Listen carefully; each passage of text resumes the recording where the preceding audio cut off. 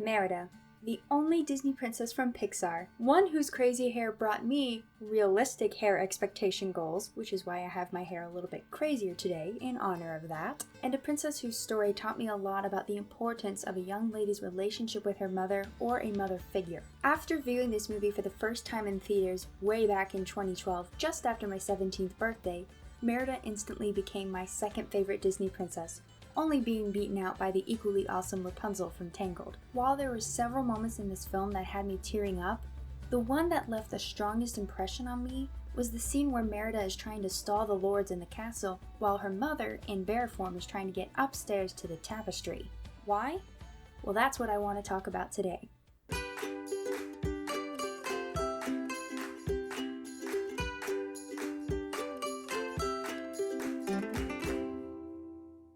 I don't normally give introductions in my videos, but I guess it wouldn't hurt to do it every now and again in case someone new is watching. So hi, I'm the Geek Apprentice, and I talk about things under the umbrella of Disney, such as Marvel and Pixar, like today, Harry Potter, and Zelda, which also can include other Nintendo franchises such as Animal Crossing. Now, I have been wanting to talk about this movie a little more in depth for a while, and now seems like the perfect time due to a little thing going on called the Pixar Perception Project. Well, I learned about it through a video done by Isaac from Whatso Videos, which if you watch my videos, you should definitely be watching his. He is all about Disney and they're super positive, awesome videos, so I don't know how you would know my channel and not know his, but anyway, moving on. This project is being led by a YouTube channel called Network 1901 in celebration of the release of Toy Story 4. Basically, a bunch of creators are taking the time to explore and gush about favorite Disney Pixar moments, as there are plenty to choose from. And the videos are all going to be stockpiled onto a playlist that's not exclusive on Network 1901's channel. And this video is, I guess you could say, my submission for that. Although, as I said, I've been wanting to do this video for a while. If you yourself are a creator and would like to join in on this, then after you've made your video, put the link in a tweet by tagging Network 1901 and using the hashtag PixarPerception. Yes, this means I had to make a Twitter for the occasion. Don't expect me to keep it for long. Y'all know how I feel about Twitter. The story of Disney Pixar's Brave is, I think, a severely underrated one. The narrative is about a rebellious, tenacious, and fiercely independent young Scottish lass named Merida. After a long time of disagreements and misunderstandings with her traditional and equally independent and strong-willed mother, Queen Elinor, everything reaches a boiling point when her mother forces her to be sought out by 3 suitors from the neighboring lands for marriage, something Merida does not want and honestly doesn't think she's ready for. Merida is given the option of choosing the ceremony that will decide which suitor is best fit to be the king, and she chooses, naturally, archery. But after the 3 suitors make their mark, she goes around and says she's going to be fighting for her own hand, since she is a firstborn descendant, and those are kind of the rules, and she hits the bullseye on each of the 3 suitors' targets. This causes a huge blow-up between Merida and her mother, wherein Merida takes the sword to the tapestry and completely wrecks it right down the middle, right between the hands of Merida and Queen Elinor. After this, Merida storms out of the castle on her horse Angus and eventually stumbles upon a witch's cottage. Seeking to change her mother, Merida buys out the old witch and convinces her to make a potion that will change her mother, which is put into a nasty little cake. She wasn't specific enough though, because Merida ended up being duped, and the cake with the spell turned her mother into a bear. This leads to some comedic moments between the two of them, the maids, the rest of the people visiting, and her 3 little brothers, Hamish, Hubert, and Harris. It also leads to some touching and intensely beautiful moments between Queen Elinor and Merida, and it's told in a montage of the 2 learning to fish, Queen Elinor as a bear, with the beautiful song Into the Open Air playing on top of the sequence that truly needed no words. Once the 2 find the witch's cottage again, they see that she has left and won't be back for a long time. But the witch has left a little note for Merida about the spell. Turns out, after a couple of sunrises, that spell will become permanent. And the only way to break the spell, or curse if you'd rather look at it that way, is told to Merida via rhyme. Fate be changed, look inside, mend the bond torn by pride. And they stumble upon an old, abandoned, ancient kingdom, wherein they discover 2 kind of scary things. One thing they discover, which isn't one of the 2 scary things, but is actually kind of cool, is that this seems to be the ancient ruins of that ancient kingdom from the story that Queen Elinor was telling Merida about the day before. But the first scary thing they discover is that the ancient prince, the selfish one, turned into a bear, a real bear, and not just any bear, the infamous Mor'du. And the other scary thing they discover is that it looks like he was under the same kind of spell that Merida's mom is now under, which means this spell won't just become permanent on the outside, but make her a bear permanently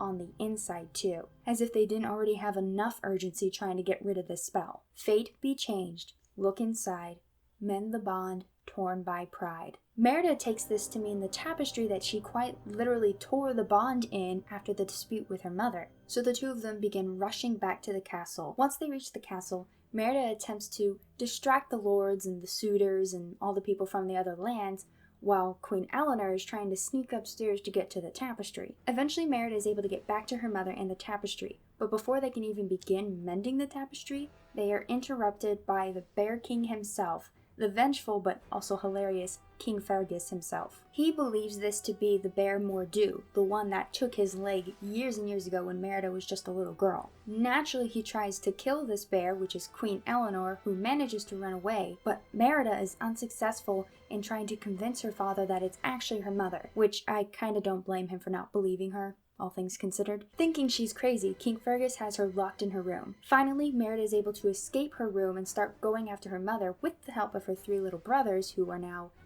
bear cubs because they ate the rest of the cake. Thankfully, she reaches them just in time and is able to prevent her father from killing her mother, who's a bear. In the midst of the chaos, the three little prince bear cubs run up and attack King Fergus, and at this point he starts to realize that something truly is off and that maybe Merida isn't crazy. Just to add to the chaos, the infamous bear Mor'du comes in. Queen Elinor in her massive bear form is able to protect Merida and kill the bear Mor'du, freeing the spirit of the selfish ancient prince who has been trapped for years, probably decades or even centuries under that spell. And at this moment the second sunrise begins, signaling the imminent permanence of the spell on Queen Elinor. Merida rushes to put the now mended tapestry on top of her mother, but nothing happens. In this moment, they both seem to just resign themselves to what's inevitably happening, and Merida admits her fault in all of this. And I believe at the same time, though she can't actually speak, Queen Elinor in her bear form is also admitting her mistakes too. And this is what actually mends the bond torn by their respective pride. And thus the queen is turned back into a human, back into her normal self, as are her triplet sons. The relationship between Merida and her mother heals and is better than ever, leading to a happily ever after. See what I mean? Completely underrated. And my retelling does nothing for the true story. Go watch it if you haven't. If you've already watched it and you didn't like it, go watch it again. If you watched it and you loved it, go watch it again. I'm gonna go watch it again. I love this movie. I watched it yesterday in preparation for this and writing the script. It's so good! And it's by far one of my favorite pop vinyl figures. I'll put an arrow to it if you can't see it. Now, the one part I did not go into detail to is the part where Merida is trying to distract the lords while her mother goes to the tapestry, which was the scene I mentioned earlier as being an important moment for me. Obviously, I wanted to save those details for now, because again, not only is this one of my favorite moments in the movie itself, but it's also one of my favorite moments in all of Pixar. Here's the thing. While the scene where Merida is crying and admitting her faults is very, very heart-wrenching, the point where the two, the Queen and Merida, begin to actually change is far sooner. The moment where they begin to change is actually during that fishing montage. And the moment when this change begins to manifest itself is when Merida is giving a speech to the lords trying to distract them. First, we see Merida get their attention by simply walking into the room, echoing what happened with Queen Elinor earlier in the movie. But then we see Merida struggle to keep their attention properly as they begin pestering her with questions about the Queen and everything else. This makes her father, King Fergus, visibly upset. No one talks to his daughter that way. I love King Fergus.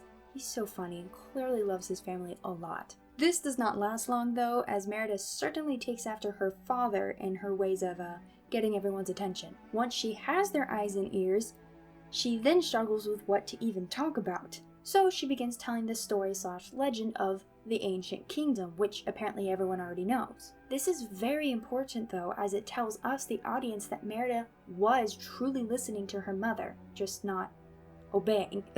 After the lords begin mocking her for retelling some dumb old story, we see the Queen's face light up as Merida repeats her mother's wise words. Legends are lessons. They ring with truths. Again, the Queen's face, even as a bear, beams with warm pride and understanding. Her daughter was listening to her and probably always has been, just kind of rebellious and disobedient. But she was listening. Merida then acknowledges her selfishness in front of everyone in her neglecting her obvious role as a royal daughter. And as much as she doesn't want to, she says that she's going to do the right thing. However, just as she's about to probably say she'll marry the suitor who won the archery games, her mother frantically waves to her in the background trying to get her attention and mimes to her what to say. And what she tells Merida to say is that in this moment, the right thing is to break tradition. Merida's voice oozes with shock and awe as she cannot believe that this is her mother telling her to say these things. As Merida finishes her speech, leaving some of the leaders in tears, there is a beautiful moment where Merida and her mother lock eyes and share a sense of deep understanding and gratitude for the other. Something that has not ever truly happened, or at the very least not since Merida was a very little girl. And clearly, at the end of the movie, we see that this is only going to continue to grow and flourish. That these two have only just begun on the path to truly understanding and loving each other. It's somewhat simple, but incredibly beautiful. Okay, I think it's pretty easy to glean why I love this moment so much in the midst of so many amazing Pixar moments. It is so powerful to see these two who have been at each other's throats for most of the movie finally come to an understanding and be 100% willing to do what the other wants. Now that's love. Merida shows immense growth and maturity by accepting her role as a princess and understanding that her mother was kind of harsh, but for very good reasons. And that it wasn't because she didn't love her, but because she had high expectations for her daughter, showing that she had a lot of faith in her. And Queen Elinor shows growth and understanding when she realizes maybe her daughter doesn't have to do the exact same thing she did, and that she can fulfill her role as the Princess of Dunbrock in a different way. In fact, these two are actually crazily similar. They are both fiercely strong, independent, and fiery women. And yeah, sometimes too much of the same personality can cause conflict like we saw with them in the movie. What confused me for a long time was this. I'm blessed to have an excellent relationship with my mother. Always have. We're eerily similar, but there's just enough stark differences to make any sort of strife practically non-existent. So why on earth did this touch me so, since I don't really relate to having strife with my mother? I think it's because my heart broke at the thought of not having that kind of harmony with my own mother. Every young woman needs and deserves a good motherly influence, blood or not. Someone who's been in the world and experienced a lot of the things that young women go through, so that she can steer her in the right direction in a way that maybe a father can't. And the reverse is true too. That's why it's so sad to see so many not two-parent households these days. It's so important to have both a motherly influence and a fatherly influence. And I can attest to the struggles of not having both. Obviously I survived, but you get my point. In addition, it's equally important on the side of the mother because she has the responsibility, whether it's her blood daughter or not, to help her in ways that maybe she needed to be helped when she was younger. And of course, both need to understand where the other is coming from when there are situations that involve heavy disagreements. This can be tough when you've got vastly different perspectives due to your respective mother-daughter role and due to age and experience differences. Needless to say, this movie, these characters, but especially that one special moment between Merida and her mother have all left a very heavy impression on me. An impression that will probably not fade anytime soon. Brave is an incredibly beautiful Pixar film that highlights the strife that can occur in mother-daughter bonds, or lack thereof, and the importance of understanding and humility from both ends. The moment where Merida and Queen Elinor each give up what they want for the sake of the other is so pure and powerful, and it will always bring a heart-thumping tear to my eye. So what did you think? This was quite a bit more somber and serious than most of my videos, but I think it's actually one of my favorites thus far. And if you enjoyed it, be sure to subscribe and hit the notification bell so you can be alerted when I upload videos every week. And I also have a Twitch if you want to follow that and watch me stink at video games. Be sure to let me know in the comments down below what some of your favorite Pixar moments are in honor of the Pixar Perception Project. Speaking of which, be sure to check out the playlist with all the videos that are a part of this project. I'll link it in the description below. And that's it for today. Thank you for watching. And of course, thank you so much to my patrons like Justin, Greg, and Andrew. Y'all's support is very much appreciated. And if anyone else would like to get in on the special stuff that I offer my patrons, just go to patreon.com/thegeekapprentice. The link is in the description below.